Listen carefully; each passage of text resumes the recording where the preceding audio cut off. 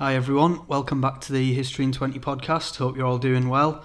Another episode today, and today we're discussing the top 10 greatest medieval battles. So there wasn't particularly a criteria that each battle had to fit for this. I basically thought of 10 of history's most sort of iconic battles, significant battles, important battles, good results, whether it's the underdogs, whether it's unexpected, and the mainly battles that changed history for one reason or another. And I'm not necessarily going to talk about the intricacies of the battles, how many people there were, who fought on the left flank, who went through the middle, who was in the vanguard, etc. But it is an overview sort of these battles, and I'd like to know your opinions if I've missed out any important ones, or if you think there's one on the list that shouldn't be there. Let me know in the comments section below. And let me know why you think that. That'd just be interesting for some feedback, to be honest. So, basically, the medieval period, which is sometimes referred to as the Middle Ages, is the period of time that spans just over 1,000 years from round about 300 AD or CE, whatever you prefer to say, to the year 1500. So, during this period, the world was obviously transformed massively, and some of the most famous battles in history took place in this era. And some of them range from, I've tried to get a good range from the beginning to the late medieval period. And like I said, there's not usually one factor which determines a medieval battle, because obviously the type of warfare evolved over the centuries. So this podcast is simply an attempt to not to describe the warfare, but like I said, to explain the results and what they meant for the medieval world. So without further ado, let's start at number 1, the sack of Rome. And that's what I'll say actually as well before we get into it properly, is that I'm going chronologically. It's not like what I think is the most important to the least important or whatever. I'm just working my way through chronologically. So, the sack of Rome on the 24th of August, 410. So I'm starting here because a common misconception in the Middle Ages or the medieval period is that it was all knights in shining armour, chivalry, ladies in waiting, etc. Part of it was, which is the period known as the High Middle Ages, which spans from around 1000 to 1300. But the reality is that the early medieval period set the precedent for the High Middle Ages, and one of the most famous medieval battles is the sack of Rome by Alaric and his Visigoths in 410. So for some time the Roman Empire had been heading towards collapse, and events during the 3rd century crisis, which I mentioned in one of my previous videos, which I'll link above and in the comments section below, they'd been partially rectified by the Emperor Diocletian in 284, but they still stung the Roman population almost 200 years later, some of these economic reforms and social reforms. And a disgruntled populace was obviously there for the taking when heavily armed enemies were standing outside the very walls of Rome. But this wasn't the first time that barbarians had ransacked Rome in the early medieval period. It just happened to be third time lucky when Alaric arrived. So after besieging the city for a number of weeks, the Visigoths devised a plan whereby they would offer the Romans in the city some of their slaves out of a mark of respect for withstanding a siege for so long. And obviously the Romans fell for this, and they opened up the Salarian Gate, and Visigoths poured into the city. And Alaric and his Visigoths besieged Rome for 3 whole days, and they murdered aristocrats, they burned buildings, they looted anything they could get their hands on, and then they left. So in the space of 3 days, the ancient city of Rome, which hadn't been sacked for over 800 years, had been completely ruined, like I mentioned, within the space of 3 days. And to make matters worse, the Romans viewed the Visigoths as barbarians or savages and themselves as superior, which made it even more humiliating, obviously.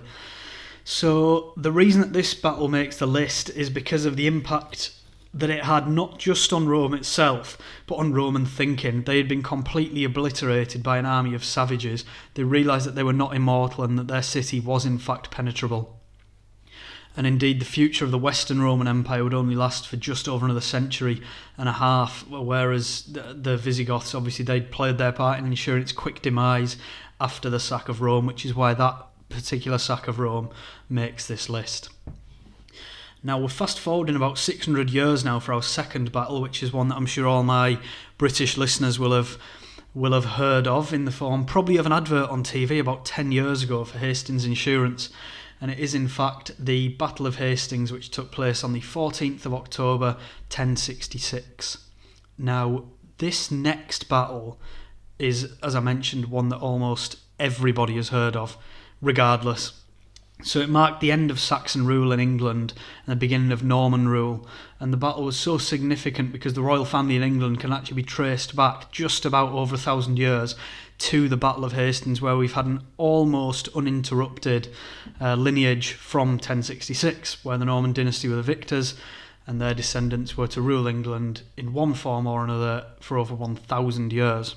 So the battle itself actually took place on the south coast of England, southeast coast, in a town called Hastings, obviously. And the English king at the time, who was Harold II, had actually just finished fighting a Viking king, Harold Hardrada, up in York.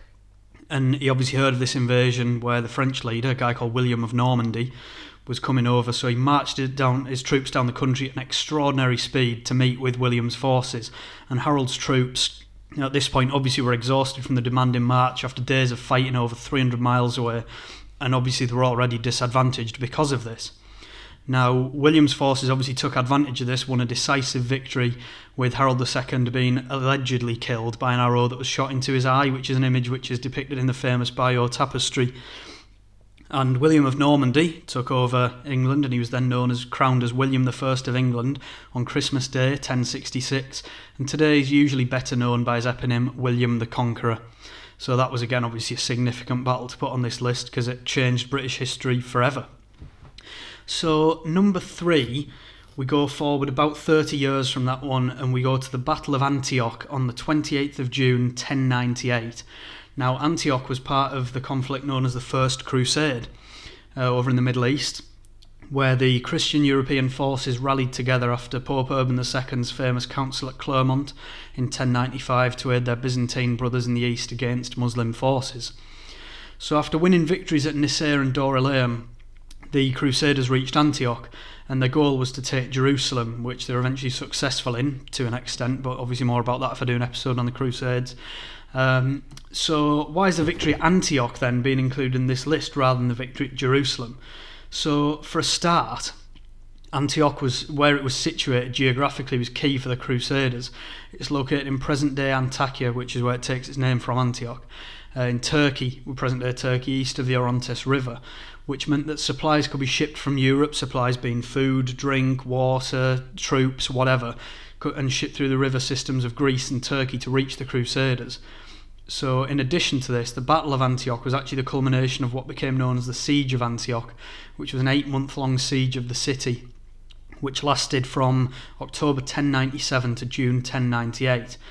So unlike an attacking battle, this one's actually defending, so the Christians had to defend Antioch, or all their attempts to reach Jerusalem over the previous 3 years, the Holy Land, would have been in vain. So eventually 6 divisions of the starving Christian troops emerged from the gates of Antioch, and the Muslim leader, a guy called Caboa, ordered an immediate attack, but Bohemond of Taranto, who was one of the Crusader leaders, he'd planned for this, and a 7th division of Christian soldiers managed to hold off the attack. So the Christians allegedly saw visions of St. George, which boosted their morale, and eventually the Muslim troops retreated, and they scattered in numerous different directions, and the Crusaders kept hold of their precious city of Antioch, which was a key port in the history of the Crusades. So now we go forward about 90 years from there in another battle of the Crusades, but this isn't in the First Crusade, and it's not a Christian victory, it's in the Second Crusade, and it's called the Battle of Hattin, and it took place on the 4th of July 1187.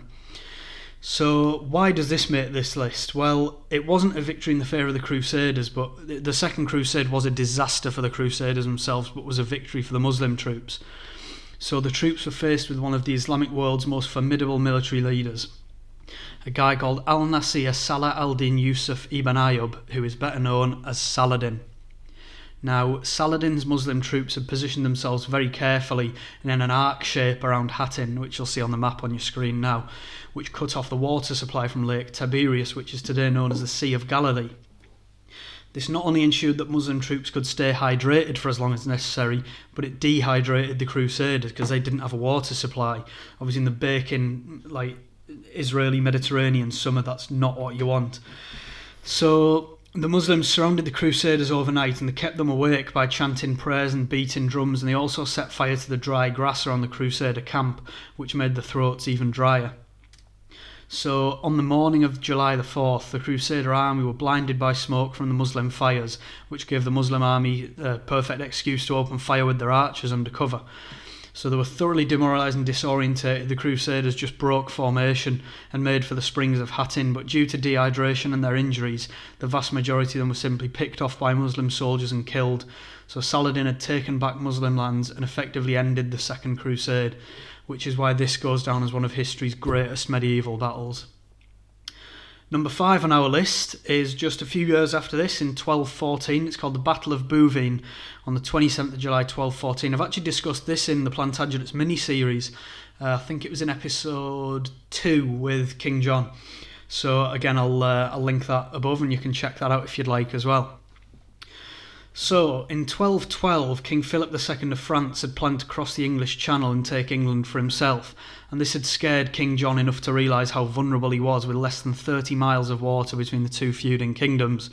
So, as a response, John made peace with the church. He'd been effectively placed under suspension by Pope Innocent III in 1208 because of his constant arguing with the church, but this came at a cost, because he promised to surrender his kingdom to the Pope, as well as pay an annual sum of 1,000 marks to Innocent and his successors in perpetuity. Now, a 14th century chronicler, a guy called Henry Knighton, actually noted that John had turned himself from a free man into a slave because of this. So as a result, John had no option but to go to war, and his forces, along with those of the Holy Roman Empire under Otto IV, met at Bouvines in France. And the Allied army of 9,000 outnumbered Philip's army by 2,000 because he had 7,000 troops. So John was actually at an advantage. Nevertheless, though, the French army destroyed John's forces and completely destroyed any hopes of John regaining his territory back. And this is a hugely significant medieval battle for a number of reasons. So firstly, it signified the early collapse of the Plantagenet Empire. So all of the territory that had been won under John's father, Henry II, was now lost. Secondly, it ended the Anglo-French War of 1213-14, and thirdly, it changed the course of English history forever. Realising how weakened he actually was, John's barons forced him into signing the Magna Carta, which is a legal document which still holds precedent in English law over 800 years later. You can check out more about the Magna Carta in my video about King John, which, as I mentioned, it'll be linked above or it'll be linked in the comments below. So, moving on to number 6. The Battle of Bannockburn on the 24th of June 1314, so we're 100 years ahead of Bouvines now, still under Plantagenet rule. So we're now in the reign of King John's great-grandson, Edward II, and it's another one of history's greatest battles, the Battle of Bannockburn. So Bannockburn was part of the Anglo-Scottish Wars, which stretched from the late 13th to mid-14th centuries, and again I've mentioned this in the Plantagenets mini-series, go and check that out if you like. So, the Scottish king, Robert I, better known as Robert the Bruce, had reclaimed both Roxburgh Castle and Edinburgh Castle in early 1314, which essentially invited the English to war in Scotland. So the resulting confrontation was the Battle of Bannockburn, which was one of the most catastrophic defeats in English history. It was a disaster before the battle had even begun, because the English Earls of Gloucester and Hereford argued over who should lead the vanguard, and Edward II actually accused the Earl of Gloucester of being a coward, which isn't ideal in the hours before a battle. So enraged by the king's comments, Gloucester charged forward to meet the Scottish forces and he was killed. The Scottish army then forced the English back into the Bannockburn stream and trapped them in between the riverbanks, and the English forces just lost formation and broke ranks completely. And to rub salt into the English wounds, it's estimated that Bruce's Scottish forces only numbered 6,000 compared to Edward's army of 20,000. So such a huge military disaster tainted Edward II's reputation as king, particularly given that his father, Edward I, known as the Hammer of the Scots, was so successful against the Scots.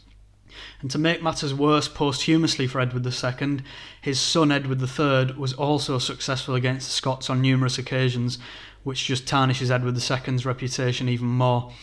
And funnily enough, it's Edward III who we turn to next, but we're not turning to one of his Anglo-Scottish victories, we turn to the Battle of SLUYS in the 24th of June 1340. So exactly 26 years after Bannockburn, but we're now in France. So far, all the battles that we've discussed have been land-based, but this is different, it's a naval battle. And it's part of the 100 Years' War, which lasted from 1337 to 1453, and it was one of Edward III's most notable victories and a huge victory for England. So with King Philip VI of France having his attention set on the North Sea in early 1340, Edward III knew he had to defend his kingdom, However, the odds were instead in Philip's favour, because by June he'd amassed a fleet of 213 ships, while Edward mustered about 150. So Edward's English forces met Philip's French forces at the Bay of Sluys in Flanders, and the French fleet was defending the bay while Edward's advanced towards them.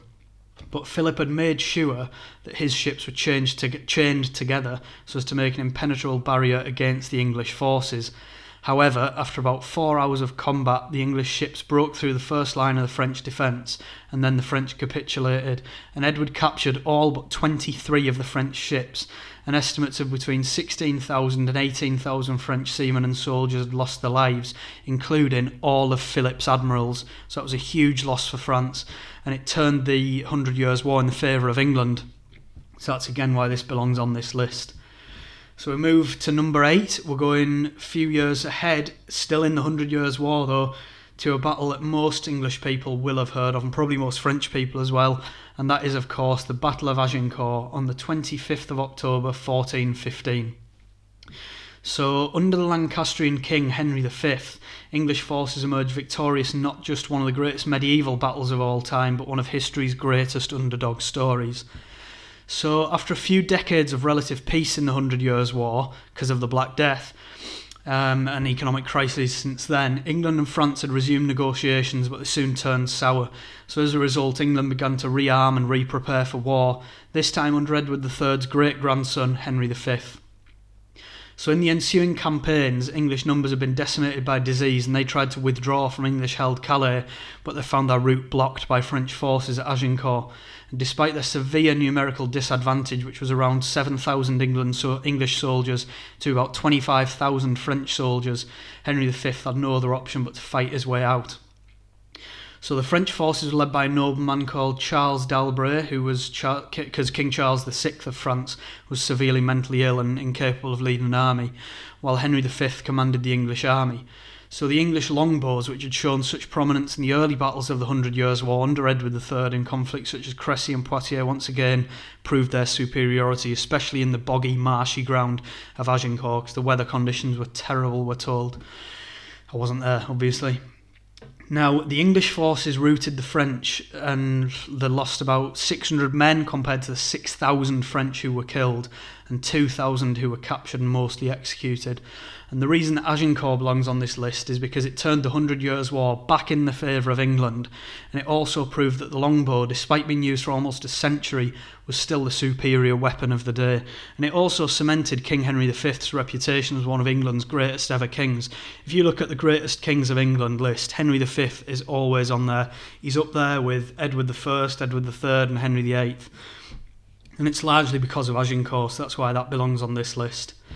Now, number 9, we're still in the 15th century. We go to 1453, which is a date that might ring true to some people, and we go to the fall of Constantinople on the 29th of May, 1453. So it's the tragic story of the fall of Constantinople. I suppose it's tragic whichever side you're on, really, but the fall of Constantinople, which signalled the final collapse of the Roman Empire. And it's actually sometimes known as the conquest of Istanbul in Turkish, which is, you'll understand in a minute when I explain that. But it's the culmination of a 53-day siege of the city, which at the time was the capital of the Byzantine Empire. So the Byzantine Empire had been formed under the Roman Emperor Constantine I in 330 and established as a state in its own right in 395. And it had survived as the Eastern Roman Empire after the collapse of the Western Roman Empire in the 6th century. So due to centuries of conflict between the Eastern and Western Orthodox churches, the Byzantines were effectively left on their own to defend their city after they'd predicted there was going to be an assault from the Ottomans. Now, unfortunately, this story isn't one of underdogs. The Ottoman army, which is commanded by the 21-year-old Sultan Mehmed II, who became known as Mehmed the Conqueror, numbered almost 200,000, while the Byzantines had just over 10,000. So it was always going to be an Ottoman victory. I'm not going to bore you with the details of the siege, because pretty sure you can guess the Ottomans absolutely obliterated them. So the Byzantines were led by Emperor Constantine XI Palaiologos, something like that. I don't know. You tell me if I pronounced that wrong, so I'm pretty sure I have. And as I mentioned, they were completely destroyed by Mehmed's forces. And Mehmed made Constantinople the new capital of the Ottoman Empire. It was renamed Istanbul after his victory. And it not only ended the Byzantine Empire, but the Roman Empire, which could be traced back to 27 BCE, which ended a 1500-year rule of the Roman Empire. Now, this is one of the most significant battles of all time, not just a key medieval battle, because it enabled the Ottomans to pursue further into Europe, and they gained much more territory in the Balkans. And they still exhibit a Muslim influence to this day, particularly in countries such as Albania and Bosnia and Herzegovina, which have high Muslim populations. And furthermore, it led to a change in warfare. So sieges are often held up against turrets, which were firing huge boulders at the thick castle walls. But with the onset of gunpowder, the castles crumbled and changed military tactics forever. And finally, the fall of Constantinople is such a key event in medieval history that it's sometimes referred to as the end of the Middle Ages and the ushering in of the early modern period. However, some historians, including myself, disagree and instead prefer to turn to 1492, where the final battle on this list ends. So, number 10, the fall of Granada, 2nd of January 1492. So the whole year 1492 is often used to describe the change from the medieval period to the early modern period. That's largely due to Christopher Columbus's, in inverted commas, discovery of the Americas. However, I think the fall of Granada is just as important in European history. So Muslims had ruled the Iberian Peninsula in various areas since the conquest of Al-Andalus in 711. So thus the fall of Granada, which was the Muslims' last stand in Iberia, ended 781 years of Muslim rule in the peninsula, which was never to return again in any great form like it had done then. Now, the Granada War had been going on since 1482 with various conflicts and battles, but they all eventually culminated in the fall of Granada in 1492. So the Granadan defenders were also plagued with internal conflicts and disagreements, while the Christian forces remained unified and united under the monarchs Ferdinand II of Aragon and Isabella I of Castile, who are two monarchs who are some of Spanish history's most revered and respected rulers of all time. So by unifying their kingdoms, they defeated their mutual enemy. Now, eventually, after realising that there was nowhere else to turn to, Mohammed XII, who was also known as Boabdil, surrendered the magnificent Alhambra Palace to the Christian forces who moved in. And allegedly, Boabdil's mother was so disappointed when he wept as he handed the keys to the Alhambra over that she said, "You do well, my son, to cry like a woman for what you couldn't defend like a man." Now that's a pretty damning quote in itself and shows again the values of the 15th century are quite different to ours today, which might not come as a surprise. But anyway, however, just because Granada was now in Christian hands, it didn't end all conflict. If anything, it prevented the religious coexistence which had survived for centuries. So all of the Jews were forced to convert to Christianity or face exile, and the same applied for the Muslims. But even those who did convert were known as crypto-Jews or crypto-Muslims, and they weren't respected as much as the traditional Christians that had come from Spain and the Iberian Peninsula. And this is another thing which led to the Spanish Inquisition, which I'm not going to discuss today, but that's, if you want to hear about that, let me know in the comments below and I'll see what I can do. So, even so, the fall of Granada is definitely one of history's most significant medieval battles because of how it affected the Iberian Peninsula to this day. So evidence of the Muslim influence is still very much present in the wonderful Alhambra Palace today with the decor and the traditional Muslim architecture. In there, you can still see that in there today. But it's also clear in Spain's highly Catholic population today that Islam has well and truly left the Iberian Peninsula forever, I think, but history will only tell. And that is it for this episode, so I hope you enjoyed it. Let me know if there's anything I missed out. Like, comment and subscribe. If you could share this would be excellent. And I will see you at the next video. Thanks for tuning in. See you next time.